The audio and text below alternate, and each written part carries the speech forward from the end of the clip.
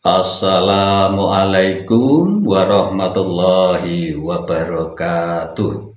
Salam sejahtera untuk kita semuanya. Rahayu, rahayu, rahayu. Nah, pada kesempatan kali ini saya akan mengisahkan tentang cerita.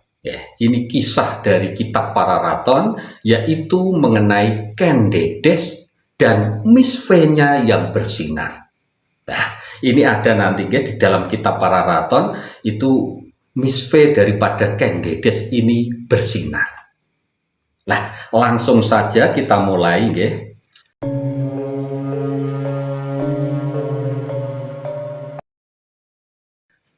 Dikisahkan dalam kitab Pararaton bahwa Ken Dedes ini adalah seorang perempuan yang paling cantik pada zamannya. Bahkan dari penggambaran para sastrawan bisa jadi bahwa Ken Dedes ini adalah wanita paling cantik yang pernah diciptakan oleh Tuhan. Nah, sebenarnya dalam penulisan kitab Pararaton, sebutannya itu sebenarnya yang benar adalah Ken Dedes. Tetapi memang saat ini ya pengucapannya yang terkenal itu Ken Dedes. Nah, gitu Nah, langsung saja. Nah, saking cantiknya ini Ken Dedes ini, maka ia menjadi rebutan banyak pangeran, bahkan para raja. Dalam narasi lain, bahkan diungkapkan secara hiperbolis bahwa Ken Dedeslah satu-satunya wanita yang mengakibatkan banyak darah tertumpah. Dikisahkan dalam kitab Pararaton itu ada seorang aku yang bernama Tunggul Ametung. Nah, aku Tumapel ini jadi ini aku di Tumapel. Nah, aku Tumapel ini berada di bawah kerajaan Kadiri.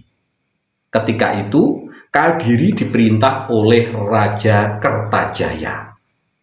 Antara tahun 1185 sampai 1222. Nah, kemudian merenggut Ken Dedes yang tidak dengan cinta. Sekelaku aku atau kepala daerah Tumapel, kalau saat ini ya semacam kecamatan semacam itu.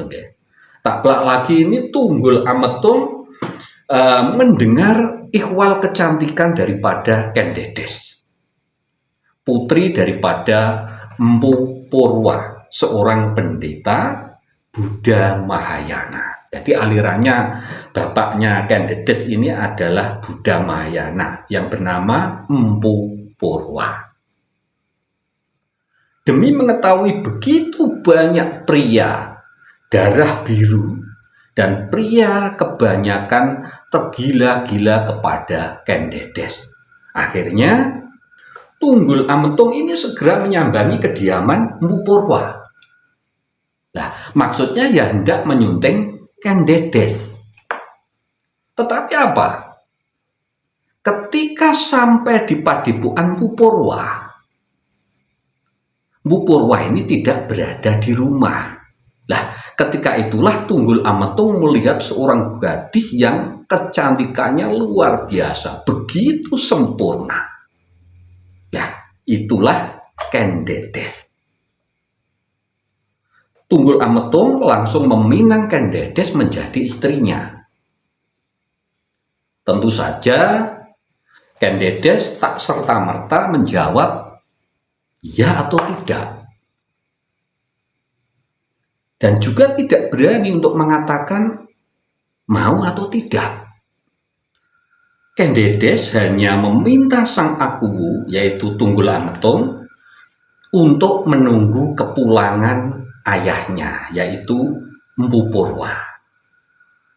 Nah, tetapi Tunggul Ametung tidak mau. Tunggul Ametung dengan kekuasaannya ini langsung memaksa Ken Dedes ikut serta ke Tumapel tanpa menggubris apa yang dikatakan oleh Ken Dedes. Akhirnya dibawa itu Ken Dedes ke Tumapel. Nah, betapa kaget dan murka Mpu Purwa ya, demi saat pulang itu dan mendapati putrinya itu dibawa paksa Tunggul Ametung. Hingga akhirnya apa? Keluar kata-kata daripada Mpu Purwa. Hai orang yang melarikan anakku, semoga tidak mengenyam kenikmatan. Matilah dia dibunuh dengan keris. Demikian juga orang-orang Panawijen, keringlah sumurnya, semoga tidak keluar air dari kolamnya. Nah, itulah sumpah daripada atau kutukan daripada Mpu Purwa karena anaknya dibawa paksa oleh Tunggul Ametung tadi. Dikisahkan juga bahwa Tunggul Ametung dan Ken Dedes suatu saat ya, itu berjalan-jalan ke sebuah kawasan yang disebut hutan atau bisa juga dikatakan Taman Kaputren gitu ya, yang bernama Baboji. Dikisahkan juga bahwa pada waktu itu ada seorang pemuda ya, pengawal daripada Tunggul Ametung yang bernama Ken Arok. Jadi waktu itu Ken Arok sudah menjadi pengawal daripada Tunggul Ametung. Itu ikut menyertai rombongan dengan setia. Termasuk ketika Ken Dedes meminta untuk berhenti dan hendak turun dari kereta. Nah, saat itulah Ken Dedes turun dari kereta. Jadi saat Ken Dedes ini turun dari kereta, langkah kakinya telah menyibak kain yang membalut tubuhnya. Ken Arok waktu itu tepat berada di depannya, sehingga apa? Ia bisa melihat bahwa misve daripada Ken Dedes itu bersinar. Akhirnya apa? Ken Arok sangat takjub sekali. Dia kemudian, yo coro Jawa kami tenggengen. Dalam Pararaton itu tertulis begini. Kengkes wetesiro, keng bab tekeng rahsanika, nener katon muruk deniro Ken Arok. Yang artinya, tersingkaplah betisnya yang terbuka sampai rahasianya, lalu terlihat oleh Ken Arok. Nah, kemudian Ken Arok ketika melihat kejadian itu terkesiap. Nah, sejak saat itu bayangan tentang misve Ken Dedes yang bersinar itu ya, itu tak beranjak dari benaknya. Terbayang-bayang terus. Sebenarnya bukan birahi yang membuatnya tak henti membayangkan. Tetapi apa? Ada sesuatu yang bersifat misterius di sini. Karenanya Ken Arok segera menyampaikan apa yang dilihatnya itu kepada Pandita Lohgawe. Nah, jadi Pandita Lohgawe ini adalah sebagai guru spiritual, juga sekaligus orang yang dianggap orang tuanya sendiri. Kemudian Lohgawe menjelaskan, jika seorang laki-laki memperistri wanita dengan ciri-ciri seperti itu, maka dia akan menjadi maharaja. Nah, mendengar itu, Ken Arok kemudian termenung. Ken Arok berpikir, hatinya gundah gulana, hatinya berkecamuk luar biasa. Ken Arok pun kemudian memantapkan hatinya untuk bisa menikahi Ken Dedes. Akhirnya apa? Ken Arok mengatur siasat.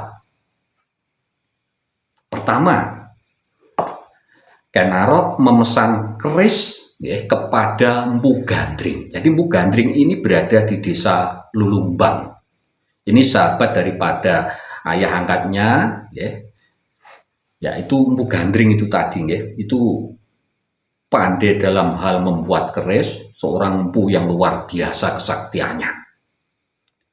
Nah, dalam transaksi itu disanggupi bahwa dalam waktu 12 bulan itu keris yang dipesan selesai.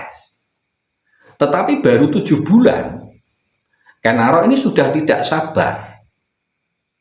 Ia meminta paksa keris itu, meskipun saat itu sebenarnya belum jadi.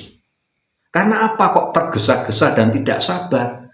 Karena Ken Dedes sudah mengandung, waktu itu sudah mengandung anak daripada Aku Tunggul Ametung. Makanya apa? Dia tidak sabar supaya keris itu harus cepat jadi.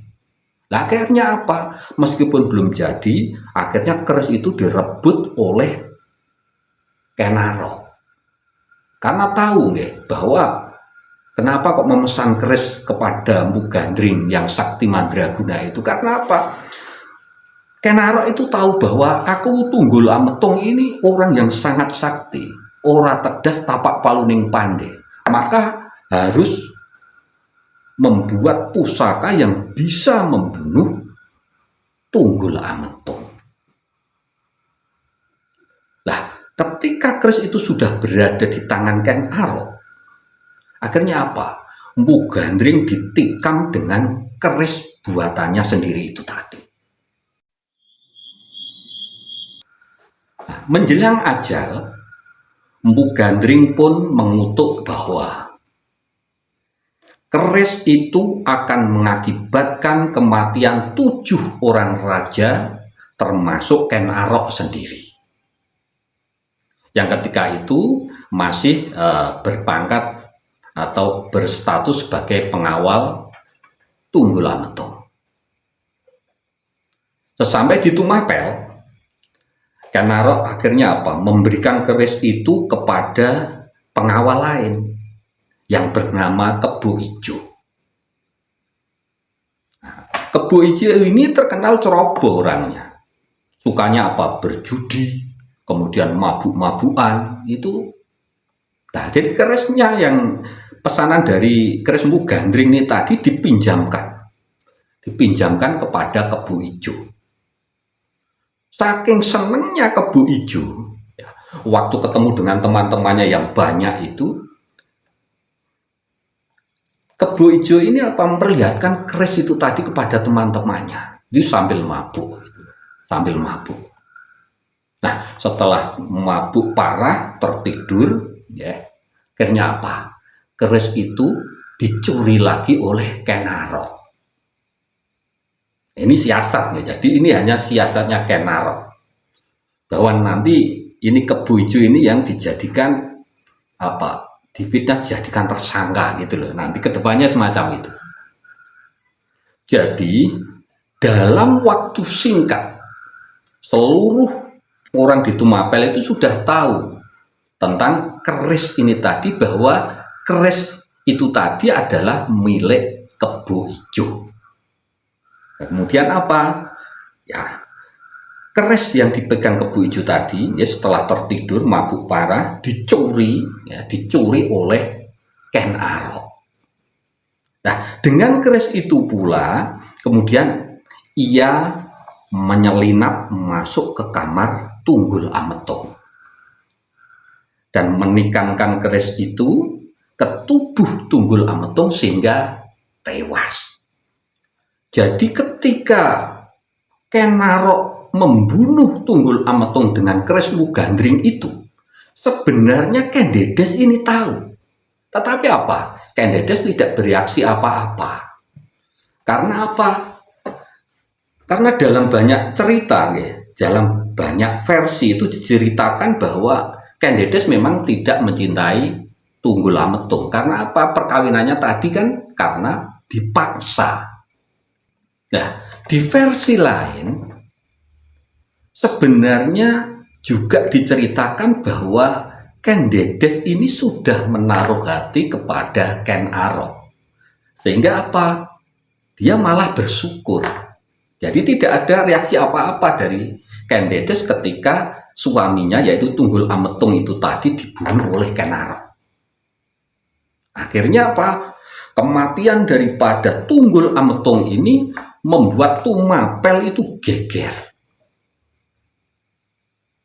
Ini sebenarnya sudah direncanakan. Jadi kegegeran itu sudah tidak mengherankan lagi buat Ken Arok. Karena apa? Memang sudah diskenario sedemikian rupa. Jadi sudah matang betul skenario daripada Ken Arok ini. Sehingga apa? Berujung tuduhan bahwa yang membunuh daripada Tunggul Ametung adalah Kebo Ijo. Nah gitu ya, karena apa? Setahunya keris itu tadi adalah milik daripada Kebo Ijo. Akhirnya apa? Kebo Ijo kemudian ditangkap dan dihukum mati. Nah akhirnya Ken Arok pun mengangkat dirinya menjadi Aku di Tumapel, sekaligus memperistri daripada Ken Dedes yang saat itu tengah mengandung janin daripada anak Tunggul Ametung yang kelak ketika lahir nanti bernama Ansopati. Nah akhirnya Tumapel ini setelah diperintah oleh Ken Arok diganti nama menjadi Singasari.